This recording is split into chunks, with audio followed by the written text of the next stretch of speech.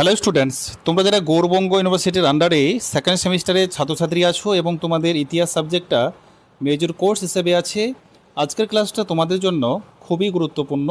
আজকের ক্লাসে তোমাদের আলোচনা করব 4 নম্বর ইউনিট থেকে একটি গুরুত্বপূর্ণ 10 নম্বরের প্রশ্ন উত্তর নিয়ে আলোচনা করব। তোমরা প্রথম থেকে ক্লাসটি দেখো, কারণ তোমাদের এই প্রশ্নটা ভীষণ ইম্পর্ট্যান্ট আছে। দেখো, তোমাদের ইতিহাস মেজর সাবজেক্ট থেকে 10 মার্কের যে প্রশ্নটা নিয়ে আলোচনা করব। সাতবাহন শাসন ব্যবস্থা কেমন ছিল আলোচনা করো, অথবা পরীক্ষায় প্রশ্নটা ঘুরিয়ে আসতে পারে ভারতীয় শাসন ব্যবস্থার ইতিহাসে সাতবাহন বংশের অবদান মূল্যায়ন করো। এই প্রশ্নটা কিন্তু ভীষণ ইম্পর্ট্যান্ট, কারণ এই প্রশ্নগুলো কিন্তু বিগত বছর থেকে কিন্তু রিপিট হয়। মনে রাখবে, এরকম টাইপের প্রশ্ন তোমাদের পরীক্ষায় কিন্তু প্রায়ই আসে। তাহলে দেখো, প্রথমে ইন্ট্রোডাকশানটা আমরা জানবো, অর্থাৎ প্রথমে ভূমিকা লিখতে হয়। ভারত ইতিহাসে সাতবাহনদের শাসনকাল খ্রিস্টপূর্ব 60 অব্দ থেকে আনুমানিক 195 খ্রিস্টাব্দ পর্যন্ত এক গুরুত্বপূর্ণ অধ্যায়। প্রায় 200 বছরের উপর সাতবাহনরা ভারতে রাজত্ব করেছিল। এটা কিন্তু জানার বিষয় যে তোমরা সাতবাহনের মূল্যায়ন বা অবদান যখন পড়তে যাচ্ছ, তারা প্রায় মোটামুটি 200 বছরের উপরে কিন্তু তারা রাজত্ব করেছিল। এই বংশের শাসনকালেই সর্বপ্রথম দাক্ষিণাত্যে ঐক্য প্রতিষ্ঠিত হয় এবং একটি সুদৃঢ় শাসন কাঠামো গড়ে উঠেছিল।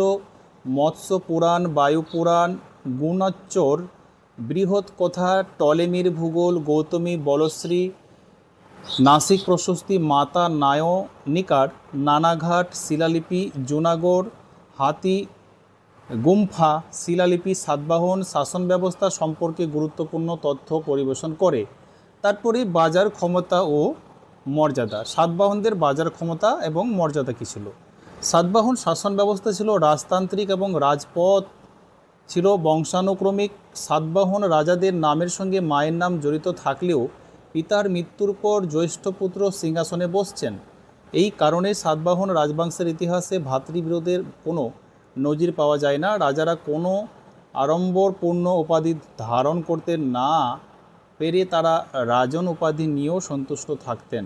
ধর্মশাস্ত্রে রাজাকে ধর্মের রক্ষক বলে বর্ণনা করা হয়েছে। আরেকটা বিষয় তোমাদের সঙ্গে যেটা শেয়ার করব, সেটা হলো, তোমরা যারা ইতিহাস মেজর সাবজেক্টের স্টাডি মেটেরিয়াল তোমরা পারচেস করতে চাইছো, তাহলে এই যে স্ক্রিন দেওয়া নম্বরটি দেখতে পাচ্ছ, এই নম্বরে যোগাযোগ করে তোমরা সংগ্রহ করতে পারো।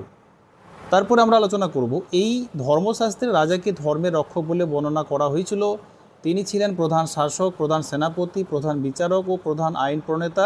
এ সত্ত্বেও তিনি স্বৈরাচারী ছিলেন না।